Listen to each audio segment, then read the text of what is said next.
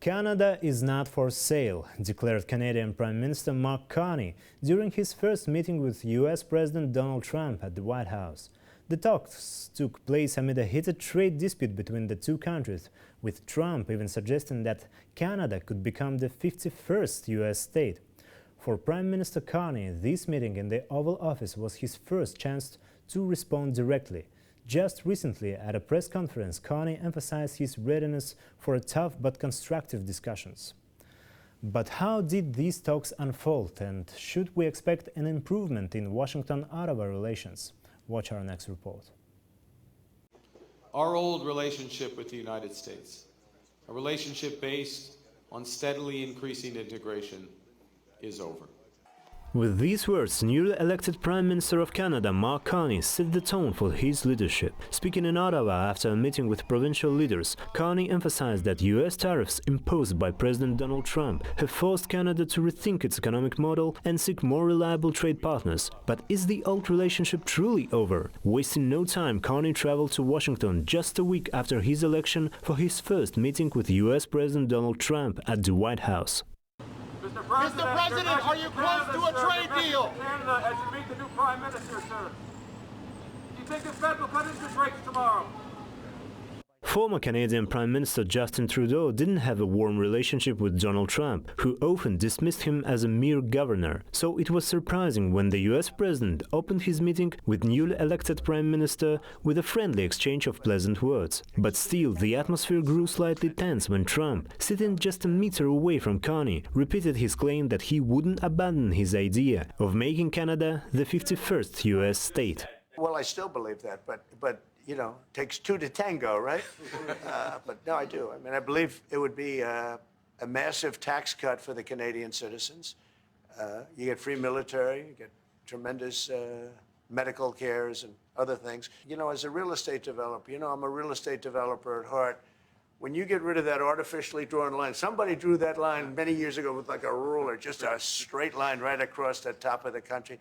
When you look at that beautiful formation when it's together, I'm a very artistic person, but when I looked at that beauty, I said that's the way it was meant to be. In response, the Canadian Prime Minister politely but firmly remarked that from his experience in business, Trump must know that some places are simply not for sale.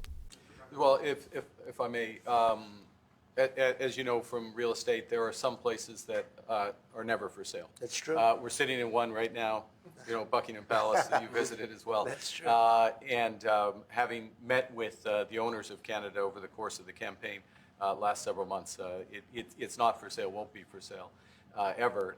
But the opportunity is in the partnership and what we can build together. Having exchanged their initial remarks, the two leaders turned to a wide range of issues, with trade and US tariff policy dominating the agenda. President Trump reiterated his commitment to implementing the 90-day delayed tariff plan, stating other countries need the US more than the US needs them. When asked whether Prime Minister Carney could persuade him to lift the 25% tariffs on Canadian goods, Trump's answer was clear: the tariffs would stay until his conditions were met. We want to make our own cars. We don't really want cars from Canada. And we put tariffs on cars from Canada, and at a certain point, it won't make economic sense for Canada to build those cars. And we don't want steel from Canada because we're making our own steel, and we're having massive steel plants being built right now as we speak. We really don't want Canadian steel, and we don't want Canadian aluminum and various other things because we want to be able to do it ourselves. Following the Oval Office meeting, Prime Minister Carney addressed journalists, describing the talks as constructive. He emphasized that Ottawa remains committed to cooperation with Washington, but not at the expense of its own interests. No decision made on tariffs during Trump meeting, Carney noted.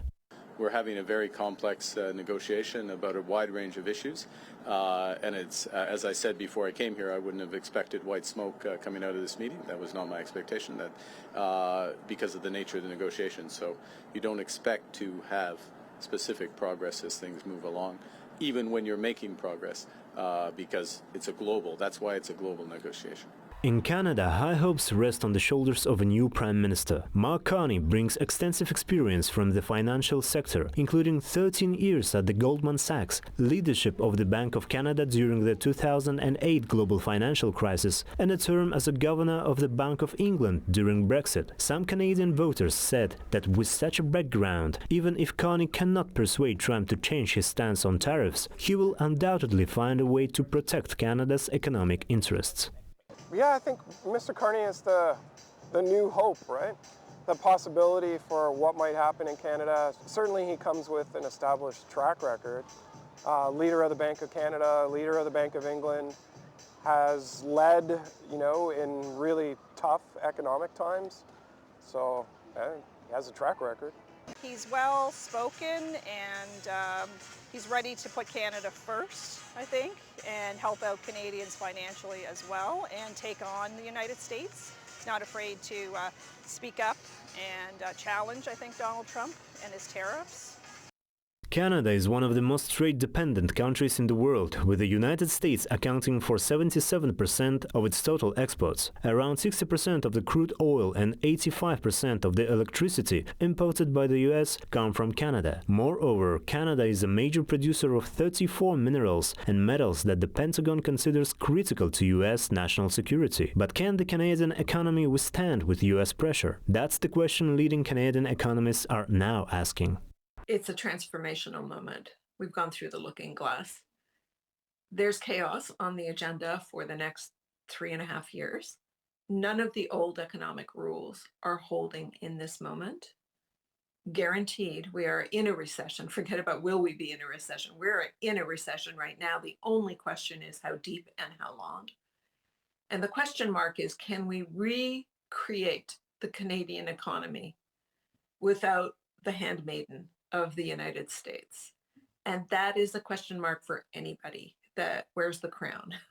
Before the meeting, experts feared that the tensions in the White House could escalate, but now they can breathe a sign of relief. Talks between the leaders of two of the world's largest economies were as smooth as could be expected. President Trump reassured Canada that the United States would not abandon its military commitments to its northern neighbor and would always protect it. He expressed confidence that the ties between the two countries would remain strong. Daurinas Agulov, New Time.